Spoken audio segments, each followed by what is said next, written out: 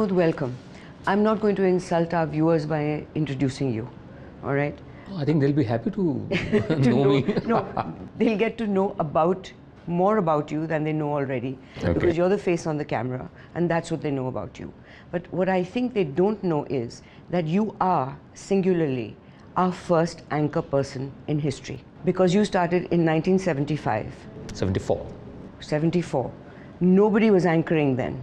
All they were doing was reading the news, and if they had to read I Am an Idiot, they would have read that too. And that was on Doordarshan. And they should have. I think they should have written that. How did you get into it? You were in college and you decided that you wanted to do this. Okay. I was doing theatre and in theatre. Theatre hadn't really started then. It started a few years later, but I used to debate and I used to participate in inter-school speech competitions organized by Ramakrishna Mission and others, and I had won many prizes there. Then when I was in college, I was doing my BA Honours in English Literature from Hansraj College. They teach English there. Manishankar may not agree, but... No, you won't agree. But they do Naresh teach tells English. me that he used to learn Shakespeare in Hindi. Yes. Meaning the book was in English, but the teacher would just say it in Hindi. Yes. So I was doing my BA Honours in English, and I saw Deepak Vohra anchoring the English youth programs. Now, I had come from a government school background, so I couldn't speak English fluently. I understood it, but could not speak. You came from what we, as I did, from a refugee family. That's right. How has that influenced your being? I see that I see elements of it even in your Vinod Dua live. Yes. That has not left Vinod Dua. First of all, we never heard any stories of horror or torture or misery from our parents, because they didn't really suffer. We come from a place called Dera Ismail Khan. We are not Punjabis, we are called Seraikis. Dera Ismail Khan is across River Indus on the tip of South Waziristan, which is under the influence of Taliban now. So my childhood was spent in refugee colonies like Jangpura, like Hakikat Nagar near Kingsway Camp. It was called camp because it was a refugee camp. So my childhood was spent with references to Dera Ismail Khan, but not really stories of tragedy and stuff. And no, we used to hear stories of the glory of those days, then how they were reduced to nothing. No. And then how they then cycled to see patients. No, and, things like that. my family, we were never rich people in Dera Ismail Khan also. Here also we have had a middle class existence. My father he started his career as a clerk with Central Bank of India, retired as branch manager. All right. And let it be known that Vinod Dua was nobody's brother or son, a famous person. He got to it on his own feet from this. All right. So what we heard was stories of Dera Ismail Khan, how Dera Ismail Khan used to be, what they used to do, etc., etc. And my childhood spent in refugee colonies has given, you were asking me as to how has it impacted me. The spectrum of my exposure has become very eclectic. I'll have my morning tea with my childhood friend who still drives an auto rickshaw. And I can have my evening coffee in NDTV with Pranoy or whoever, So my spectrum of exposure has become very eclectic. I'm comfortable with both the ends of the spectrum. This is what the refugee colony has done to me. Which shows in your food program. Yes, I belong to the Mohalla. So I don't belong to that universe where only the top end of the market is exposed or shown. But tell me, when you were working with Doordarshan and you did that program where you invited ministers and the young to question, was there any censorship at that time? No censorship was there. But if I watch those programs today, I will squirm. Because today we are much freer than what we used to be. I remember I had this gentleman, Sardar Bhuta Singh, in one of my shows. He was the Minister for Civil Supplies. Who nearly arrested me. Oh, really? After we showed militants for the first time, and he said they don't exist. So that high-handedness and that kind of thing was always there. I addressed him as Singh Sahab. So some bureaucrat in the ministry was accompanying him. He chose to be angry. That why didn't you address him as sir? I said, I may address him as sir, but what I find absolutely irrelevant and impertinent is that, how could you get angry at me or anyone? No, there was an expected obsequiousness which they were used to. Yes, I found it a piece of impertinence. Who are you to me or who am I to you? Exactly. So that was one. Then secondly, also, I don't think people realize the change in atmosphere. Like, I remember once asking a tough question, I think it was of Morarji Desai or somebody, and everyone got angry with me, the press got angry with me, mood kharab kar diya, uska mood hi kharab kar diya. It's not our job to maintain his mood. Now, it is so aggressive that reporters play to the gallery. कि मैंने देखा किसको उसको सिखाया. If I may remind you, when we were working together, you had gone to interview Jayalalitha, and that time you had told her that you don't pay your taxes, and she became defensive and angry both. That I can shout from the rooftops, she said. Yes. That I pay my taxes and all. So, see, it happens. I mean, they expect a certain amount of deference from you, or it's not our job to. Not at all. We don't have to be discourteous because we are the hosts, but we don't have to be reverent either. No, not at all. So we have to get what we want. I think we have to maintain an Yes. irreverence, which is Yes. important. That's right. And I think you started in that reverent time. Yes. And you felt a tussle at any time? Oh yes, I remember. I have lived that era where each cassette was previewed by some moral authority in Doordarshan. So whenever there was some uncomfortable moment or scene which we thought was necessary, but we suspected we'll be asked to remove, I used to cough loudly in the ear of the authority so that his attention is diverted and that scene passes. I mean, we had to resort to such things. Start also. talking about other things. Yes. No, I remember in one election campaign, election coverage that we were doing on Doordarshan, and I interviewed N.D. Tiwari, and he said some irreverent things about Rajiv Gandhi, and they said we're not going to run the interview. And I had to call S.P. Singh in, who was doing the Hindi side of the coverage, and ask him to argue with them, because he was amazing in arguing in Hindi and, in a rather elegant way, but they would not relent. So we have been through, I don't think people today realize how tough it has been to get to the place that we are. See, that is why sometimes it scares me when I see irresponsible television today, when I see Bhoot Bhootni, Nag Nagin. You've spoken at length on that. And Yes. I wanted to ask you that you've said that news has now become entertainment with music and, all this showing Prince in the Well and a tomato in a Ganesh you've mentioned. What do you think of what is happening? I'm reminded of a magazine called Playboy. It's an erotica magazine. There's an Indian version called Debonair. That's also an erotica magazine, all right? But both these magazines carry one or two articles or interviews which have got nothing to do with erotica, which may be, I would say, politics or, public affairs and serious articles. But on the strength of those articles, these magazines don't call themselves news magazines. So if you look at these channels who are running as news channels, they've got their licenses as news channels, but out of 24 hours, the news content is hardly 6 hours. The remaining 18 hours is all this Tamatar Mein Hanuman and Ganesh and Bhoot Bhootni, Nag Nagin. That means they've moved away from news to low-cost reality entertainment channel. Fine, people like it. Do they? No, of course, they get the TRPs. So run it. I mean, by all means. First of all, the TRP is a questionable method because, these boxes are non-existent as far as I'm concerned. Nobody knows where they are. Media buyers go by them. And money comes from there. Yeah, but there's been many exposés on this that it's fixed. Explain one thing to me, Vinod. How come that the tastes of the audience, the same audience, middle class India, who pays tickets to go and see films, has vastly changed and improved and rejects so-called blockbuster formula films, which used to be formula films, and now goes for the Hindi indie film. And those are the films that are successful, which shows that the tastes have changed and they do like highbrow films. The same middle class goes for junk on television. I don't buy that. I'll tell you why. The critical difference is between the media.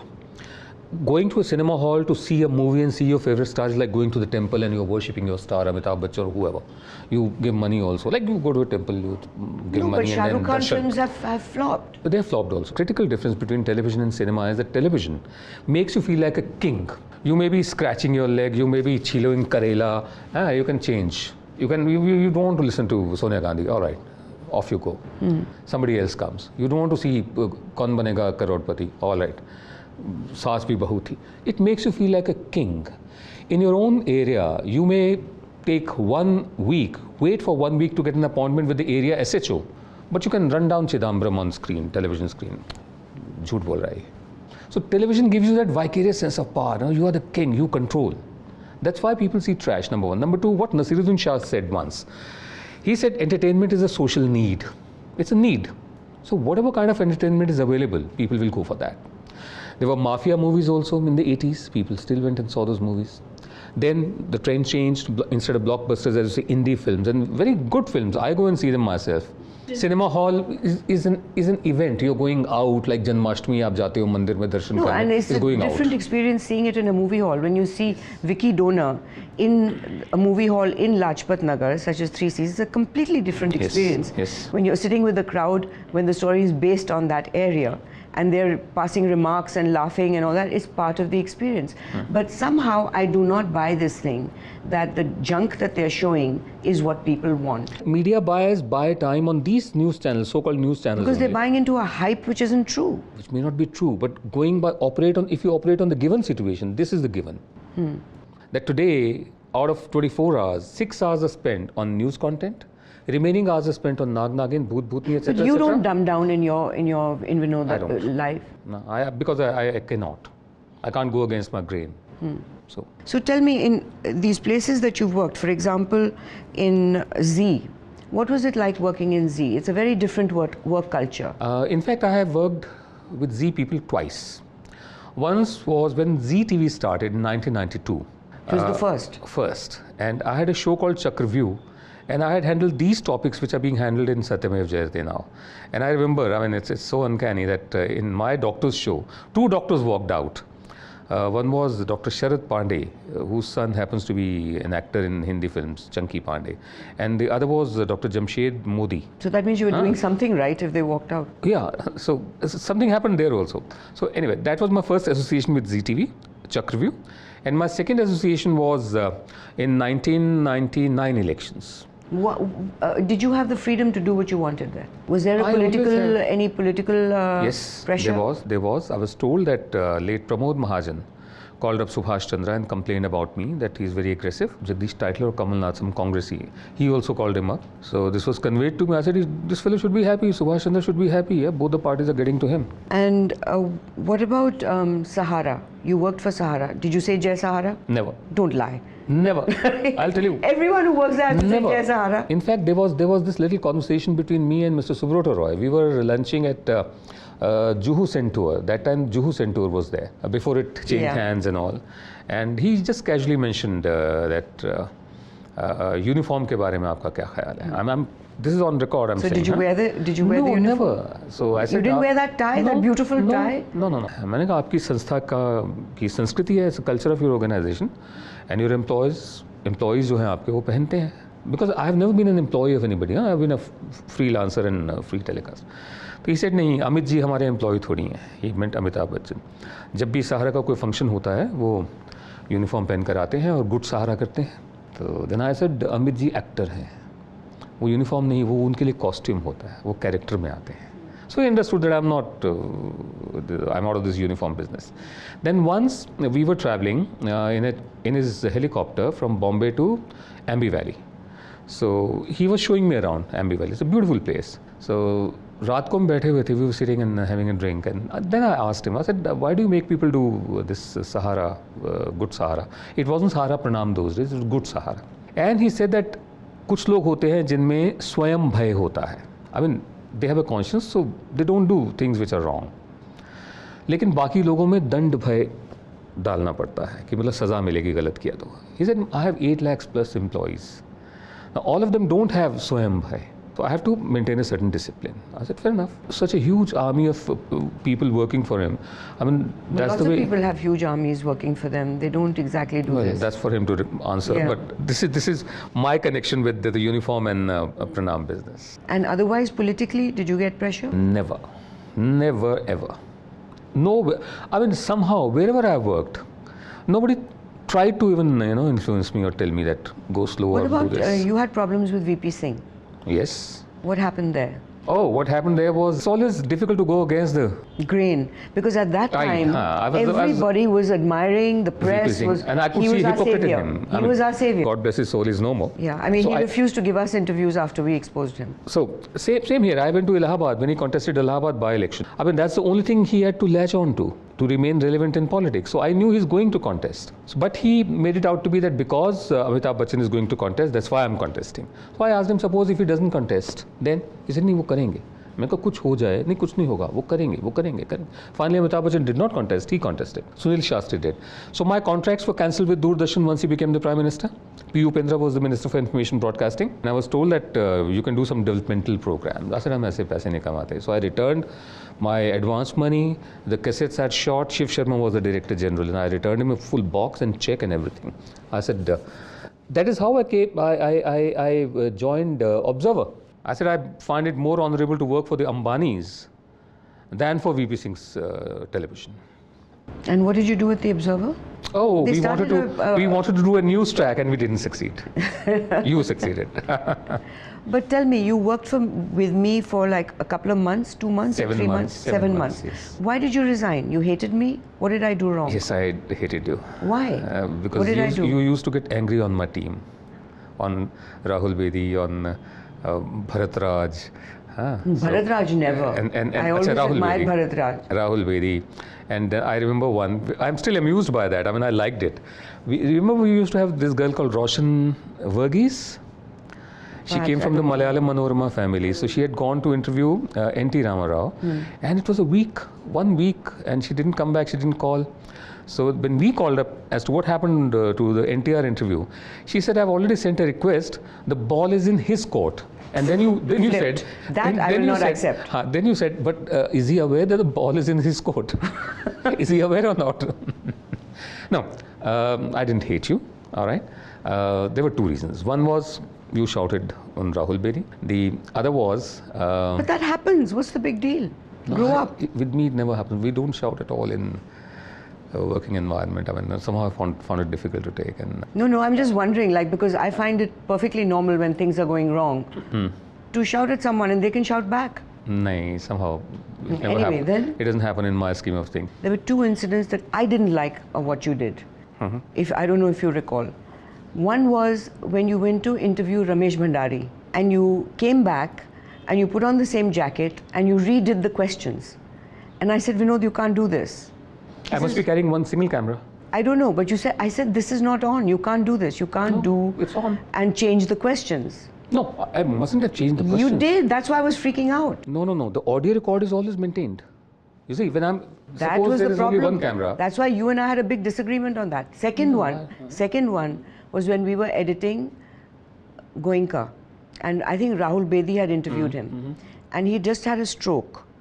And Rahul Bedi asked him that how come you are known as a hire fire employer, that you hire and fire immediately.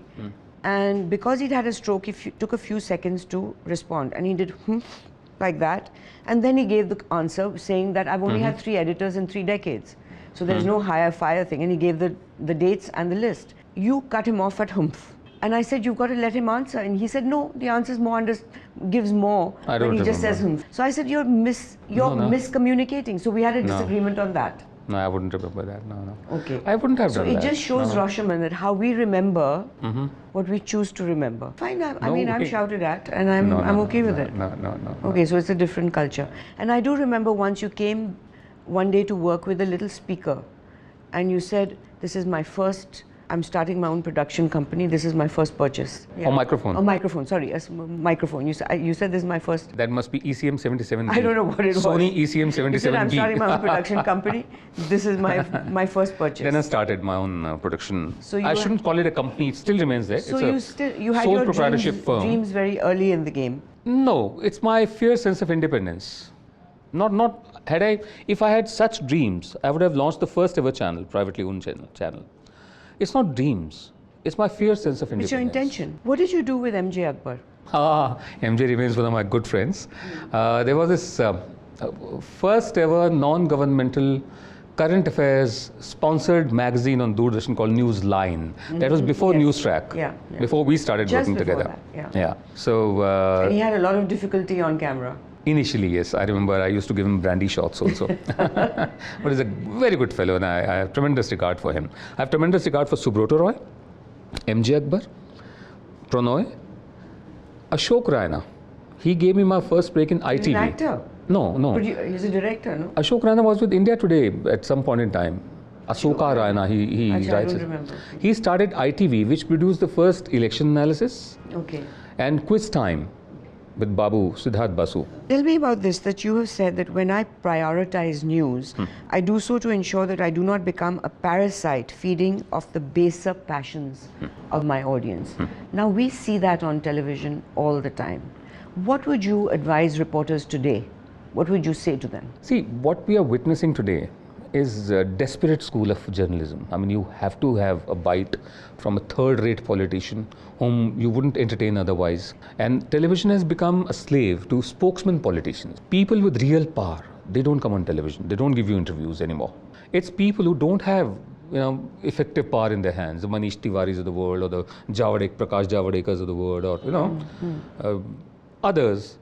I mean, they are the fixed Rudalis. Same is the case with our so-called commentators also. No, but also for example, last night, I saw on one TV channel, they were reporting the location address where Abu Jundal is being kept, in fact, which room he's in, and also describing the three-tier security, which I think is completely irresponsible. I think more irresponsible was the coverage of 26/11. Yeah, that of course, but that was the first time where you can hear. And the fellow who was it's shameful that the guy is being guided by our TV channels, and he is. But that should have been a lesson. What I'm saying is that should have been a lesson. Today it should not be happening at all. So they were showing the address of Jundal's wife, a Pakistani national who lives in Karachi, which I think is a piece of good journalism, and they can tell her address. But where is he being kept? How is he being kept, etc.? Yes, you can exercise restraint, sure. What is happening? This is not a good report. It's a stupid report. See, equipment is standardized, Madhu. We have the same cameras, same tripods, same microphones, similar lights, etc., etc. It's the quality of the human resource which makes the critical difference between a good reporting and a not so good reporting. I wouldn't call it bad reporting. Unfortunately, in Hindi news channels, the human resource has come from only a few areas of cow belt. Is that bad? That's very bad. Why? Because there are Hindi-speaking people in Rajasthan also. There are Hindi-speaking people in Maharashtra also. In fact, Maharashtra, the Bombay Hindi, is there in all films. Now, you've complained about the language also, about the Hindi language, and you speak pure Hindi. No, I speak Hindustani, colloquial parlance. And you have sort of, you've been upset about the way Aaj Tak has been creating headlines. And not Aaj Tak alone. I wouldn't name Aaj Tak. I must say I was responsible for that Aaj Tak bit, because when we first started, I would tell Naqvi, who was writing the headlines and all that when we first started, that I want to understand it, and it has to be colloquial, and it should not sound like Doordarshan. So no formal language, no formal words. However, you don't like that. I don't, because these are... I like Hindi slang. I like it to connect with people what they're used to hearing. Slang is fine, colloquial parlance is fine, but when you look at the syntax, this syntax, Vakya Vinyas jise hum bolte hain Hindi mein, this syntax is meant to be read and not heard. Chhatra Pulis Sangharsh mein 12 bahein 14 late tooti. Now, it's a very, fiery kind of a headline meant to be read, not heard. You will not hear people conversing. Like that? Like that. No, but my brief to them was to write like we speak. No, that's not happening even today. That's precisely what I believe in. Because this television language is meant to be heard. Well, your style and language on Vinod Dua Live, I haven't seen it at all on television other than the way you do it. Your style of language and usage. Because I make a conversation. You make a conversation and some very powerful statements and editorializing, which has not been happening openly as you do. On television at all. Have you gotten flack for that? Flack in the sense that, viewers' reactions are there. But one knows, one has a sense of, figuring out that, okay, people like it. Because television in developing societies is articulation of a popular rage or a concern also. Now, you said that you've been thrown out of, which jobs were you thrown out of? No, I've never been thrown out. You said, my professional life has been checkered, I've been thrown out many times. Quit jobs, faced cancelled contracts, and not endured in some cancelled places. Contracts, yes, but thrown out, no. I've not been. Oh, yes. I wasn't thrown out, but I was given a very polite suggestion. Somebody else was appointed above me. You see, I had joined Bennett Coleman as Director of Operations, because that time there was a negotiation going on between Bennett Coleman and Hutchinson Whampoa for the transponder, which eventually went to Subhash Chandra Z. But what were you going to do with Bennett Coulter? Because I wanted to start the first ever non-governmental television channel. But were they doing it? They were we were conducting serious negotiations. Okay. But Subhash Chandra offered more money and the transponder went to him. Okay. All right, so after that, I had no reason to continue there. So one day when I went to the Times of India office, I came to know that somebody has been appointed above me. So that's the usual way. That was a clear signal, so I immediately, promptly, I put in my papers. Tell me, there must have been some interesting, funny incidents when you've interviewed people. Tell me one or two of the backstories, the inside story of someone. See, I remember 1992, it was 1992, Narasimha Rao was the Prime Minister, and there was a cabinet reshuffle. Now, we had our own ways of finding out when is the reshuffle taking place. Like, for instance, we'll have contacts in Rashtrapati Bhavan. Have flowers been ordered, or has microphone, mez posh, kursi, lagna shuru hua nahi hua. Like, when you are at war, you always look at the field movements, how many hospitals are being set up, how many chassis have been bought. So, we knew that there's going to be cabinet reshuffles. I called up Sardar Bhuta Singh. I said, you're going to be inducted in the ministry. He said, Did you call him sir? No way. So he said, I'm not sure which portfolio I'm going to be given. I said, I'm coming to your place. So I went in the camera unit. I said, you'll be given either defense or civil supplies. He said, yes. I said, so let me interview you as both. And I will. Chalu. So I said, I'll put on air the one which you're going to handle. So I interviewed him as defense minister. And I'm surprised he agreed. What a joker. And I interviewed him as civil supplies minister also. He was given civil supplies. This is acting, it's not journalism. So he was given civil supplies, but I have his interview as defense minister also, which he never became. So in that interview, he has raised the salaries of our Navy and Air Force and as defense minister, which he never became. So that's and another one? Another one is not funny.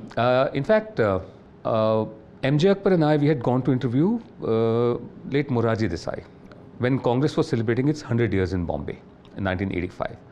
And very difficult man to interview. Very, very difficult. Very adamant, I would say. Difficult, he cooperated with us. Since he was the oldest living congressman, ex-congressman, so we thought it would be interesting that this Congress is celebrating its 100 years and this gentleman who's right next door on Marine Drive in a building called Oceana is not a part of that. So I interviewed him in Hindi, so khatam ho gaya. MJ was interviewing him in English. At some stage, MJ said, but Nehru hated you. Mr. Desai just flared up. He said, no, Nehru never hated me. He disagreed with me.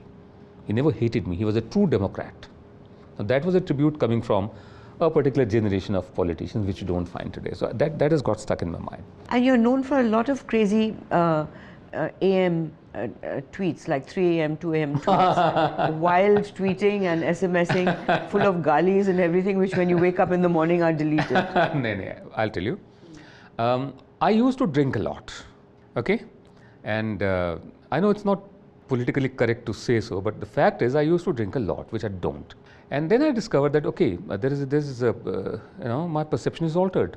So I stopped drinking. That's an amazing story. I'm glad you said this. So yeah, young people should know that. And so that's what used to happen at night, that used to do these crazy SMSs. I know I got 2. And I looked at it and I said, this is not from Vinod. It could be somebody. Then I realized, nahi.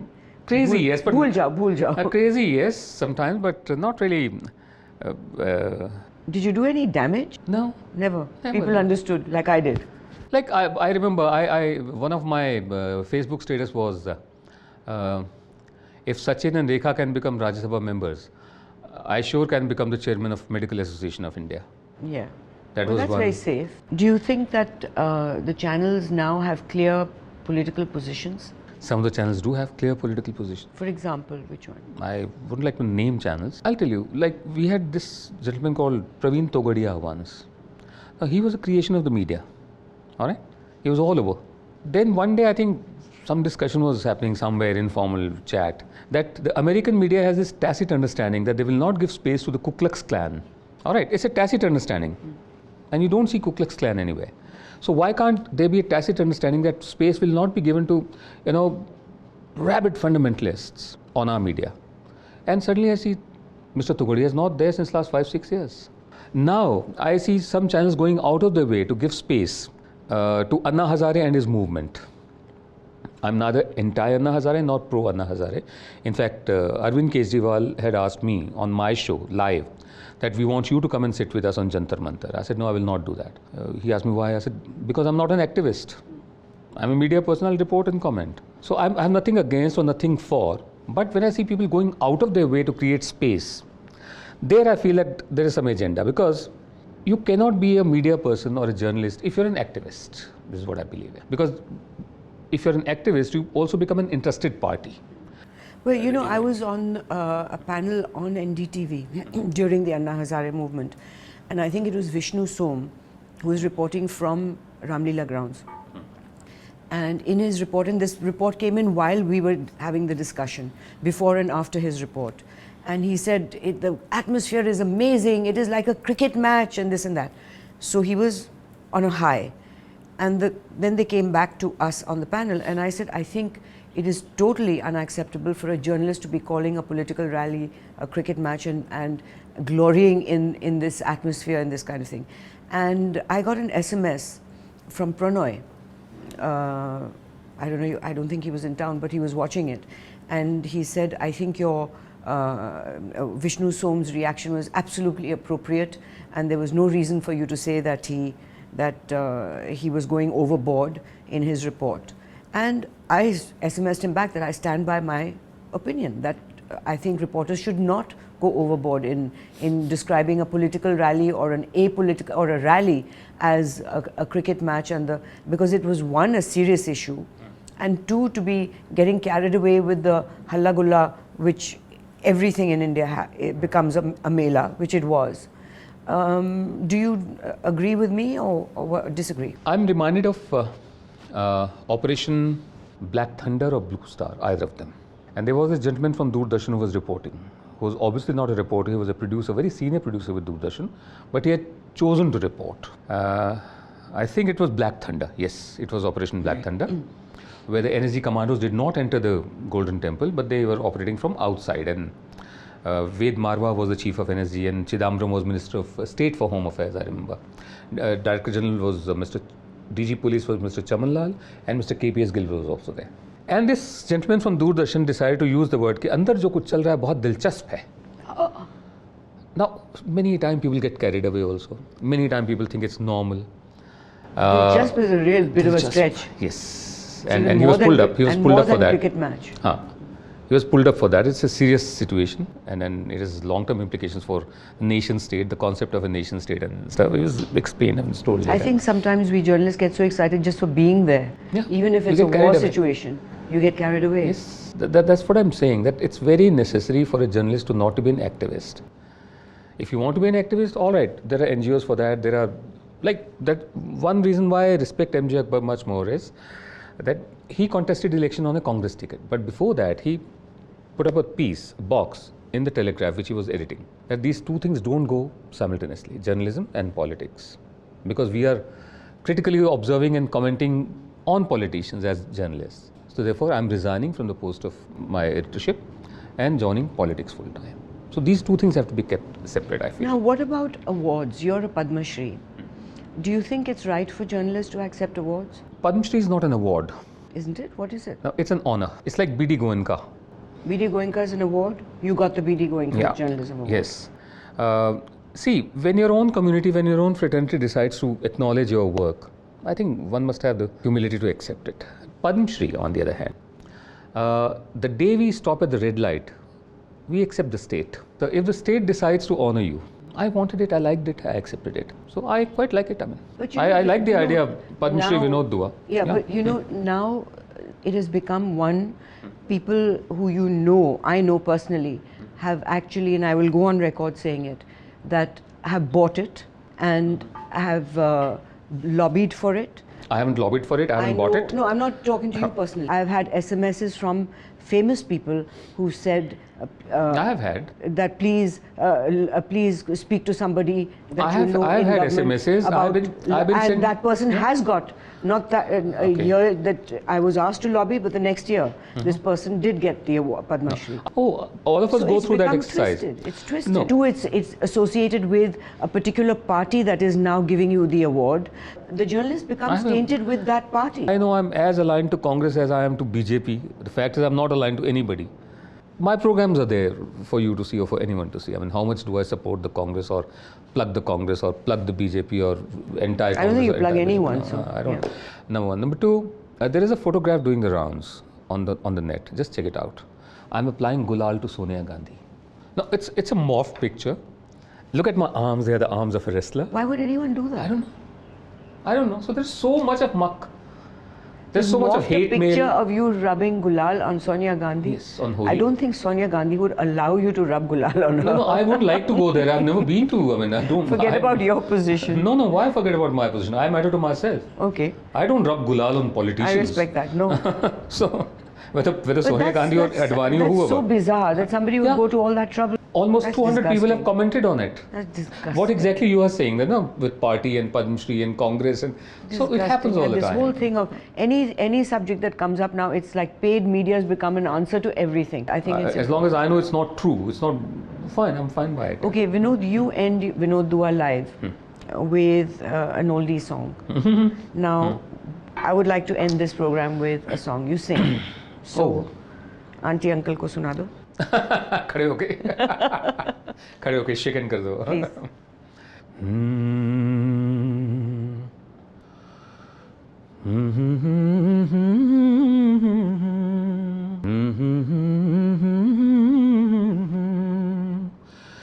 जलते हैं जिसके लिए तेरी आँखों के दिए ढूंढ लाया हूँ वही गीत मैं तेरे लिए जलते हैं जिसके लिए. That's it. Thank you. That's a first. Vinod Dua singing on camera. Thank you. Thank you. Thanks for the. Thank you.